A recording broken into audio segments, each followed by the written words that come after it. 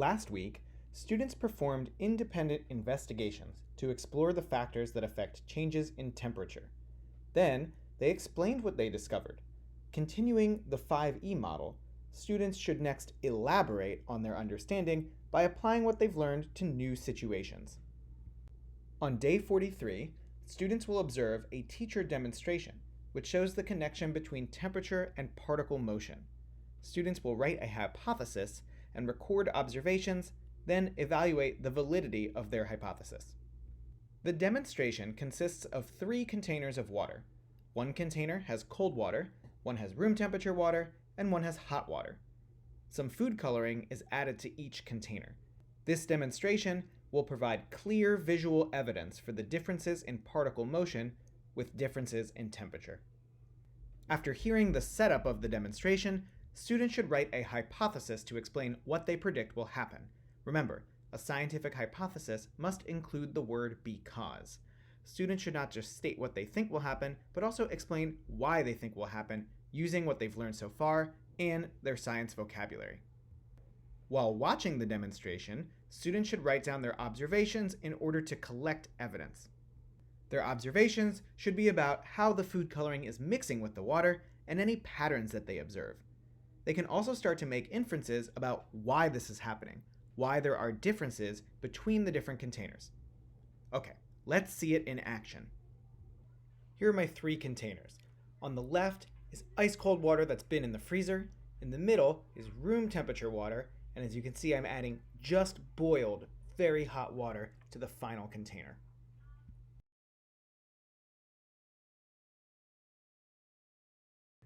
Next, I'm going to put 2 drops of food coloring into each container. I'll use blue coloring in all of them because it's really easy to see.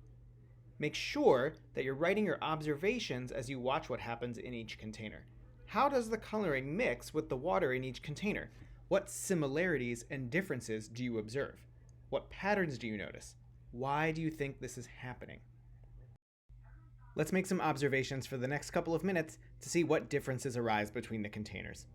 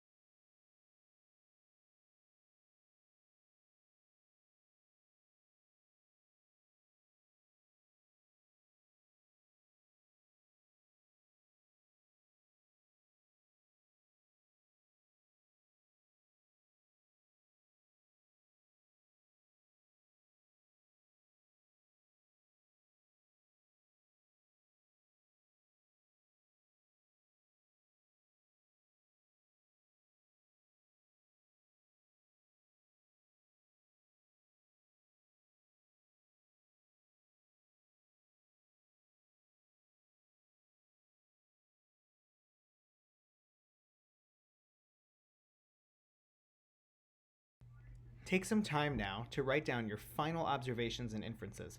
What did you notice? What do you think is causing any differences that you observe between the containers?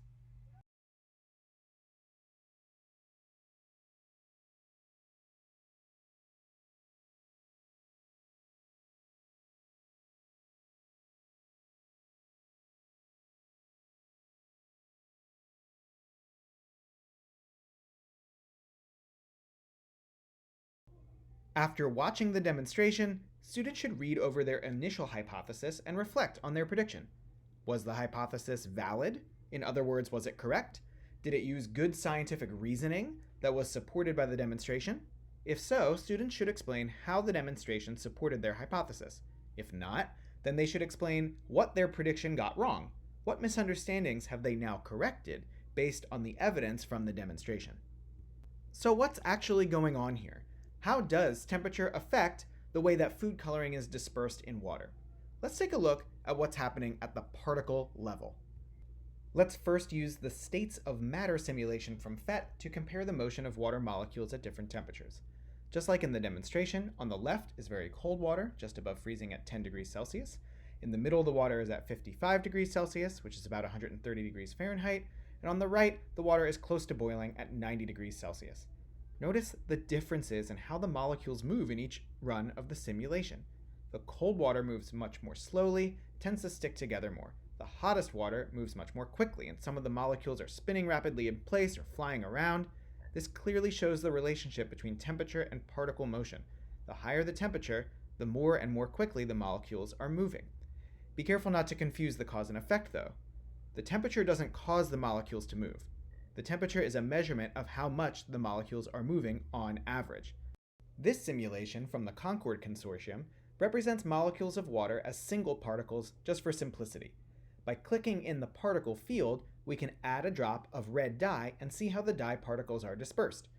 Notice how the temperature of the water, indicated by the slider below the particle field, indeed affects the dispersal of the dye particles. Now you might say, of course it does. Look how much faster the hot water moves. But that's exactly the point. Particles at a higher temperature are moving faster. That's why they're at a higher temperature. They have more energy.